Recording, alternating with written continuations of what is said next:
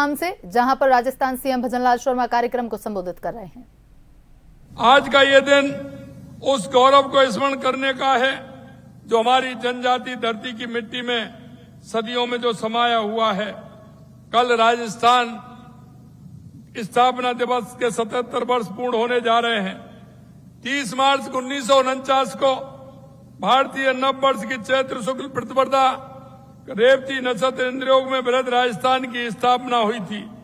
इसको ध्यान में रखते हुए हमारी सरकार ने, क्योंकि जब राजस्थान ये हमारा राजपूताना हमारी रियासतों का विलय हुआ था, तत्कालीन गृह मंत्री सरदार वल्लभ भाई पटेल ने हमारे राजस्थान की स्थापना की थी। चैत्र शुक्ल प्रतिपदा के दिन उन्होंने इसकी स्थापना की थी। इसलिए हम लगातार पिछली साल से उसको हम चैत्र शुक्ल प्रतिपदा के दिन राजस्थान दिवस मनाते हैं। और ये दिवस अब 19 मार्च के दिन प्रदेश के गौरवशाली दिवस को उत्साह के साथ मनाया जा रहा है। राजस्थान की विकास यात्रा में जनजाति समाज का बहुत बड़ा योगदान रहा है।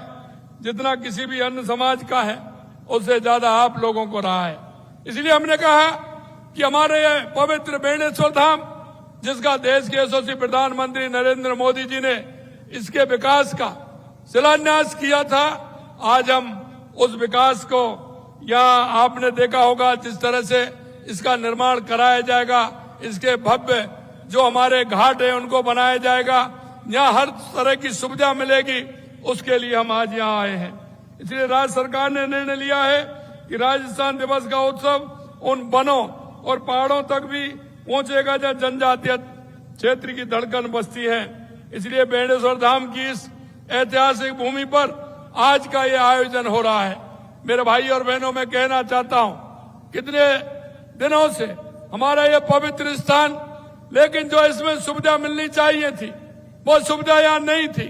आपने ध्यान होगा जब हमारी राष्ट्रपति जी यहाँ आई थी, जब हमने कहा था कि इस बेणेश्वर धाम का हम पूरी तरह से विकसित करते हुए इनके घाटों को और यहाँ की सुविधाओं का विस्तार हम करेंगे।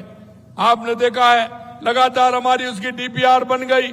आपने उसकी अभी फिल्म देखी कि हम इस घाटों का अवतरण करके हम इसको कैसे बनाना चाहते हैं। यहाँ ये ऐसा केंद्र बने जो हमारे आदिवासी भाइयों का, बागड़ क्षेत्र के सभी लोगों का जो ये पवित्र क्षेत्र है जिसको कुंभ कहते हैं, इस कुंभ का निर्माण उसी तरह से हो और आने वाले सभी लोग इसके मेले जो आता है उसमें उसका पूरा आनंद लें। मेरे भाइयों, माघ पूर्णिमा के अवसर पर लाखों जनजातीय बंधु यहाँ एकत्र होते हैं जब मेला लगता है। यह स्थान जहाँ बागड़ की माटी के अनगिनत वीरों को, संतों को जन्म दिया है। संत महाव जी ने यहीं पर अपनी वाणी से जनजातीय समाज को दिशा दी और उन्होंने भविष्यवाणियां की थी। बाबू जी महाराज ने बहुत सी भविष्यवाणियां की थी। उन्होंने कहा था आगे क्या होने वाला है, और आपको मैं कहना चाहता हूं उनकी एक एक वाणी सत्य हो रही है, उनकी एक एक वाणी सत्य हो रही है। ऐसे हमारे संत बाबू जी महाराज की जो वाणी है। आज इस आयोजन में जनजातीय कला हस्तशिल्प की प्रदर्शनी भी लगाई गई है। मैं चाहता हूं कि आप सभी इसे ध्यान से देखें, क्योंकि हमारी यह कला हमारे पुरखों की स्मृति से जुड़ी है। क्योंकि जो हमारे यहाँ के क्षेत्र थे उन्होंने छोटे छोटे लघु उद्योग, कुटीर उद्योग के माध्यम से अपनी अर्थव्यवस्था को मजबूत किया था। हम भी चाहते हैं कि हमारा ये क्षेत्र सरसब्ज हो, यहाँ के आम व्यक्ति को सुविधा मिले और आम व्यक्ति को सुविधा मिलते हुए यहाँ की जो अर्थव्यवस्था है उसमें सुधार हो के हर व्यक्ति के जीवन में खुशहाली आए। राजस्थान के जनजातीय समाज पीढ़ी दर पीढ़ी जो कला बचाई है, चाहे वो पिथौरा चित्रकला हो, बांस की बुनाई हो, मिट्टी के बर्तन हो, लकड़ी की नक्काशी हो, ये सब हमारी अनमोल सांस्कृतिक विरासत है। हमें इसको बचाना है और आगे बढ़ाना भी है। आज की ये प्रदर्शनी इन कलाओं से जुड़े कलाकारों को आगे बढ़ने के लिए एक मंच उपलब्ध करवाती है। हमारी सरकार का प्रयास है कि इन कलाओं को बाजार मिले, सम्मान मिले और इन्हें बनाने वाले हाथों को उचित मूल्य मिले, जिससे उनका जीवन स्तर आगे बढ़े। भाइयों बहनों, मैं इतना कहना, इतिहास लिखा गया जनजातीय समाज का नाम वीरता के पन्नों पर अंकित है।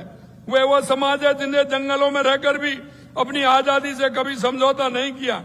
जब अंग्रेजी हुकूमत ने वनों पर कब्जा करना चाहा था, तब इसी समाज ने धनुष उठाया था। मैं कहना चाहता हूं, समाज और प्रकृति के पुजारी हैं। आप धरती को मां मानते हैं, नदी को मां मानते हैं, वन को जीवन माना है। इसलिए जब किसी ने इस प्रकृति के साथ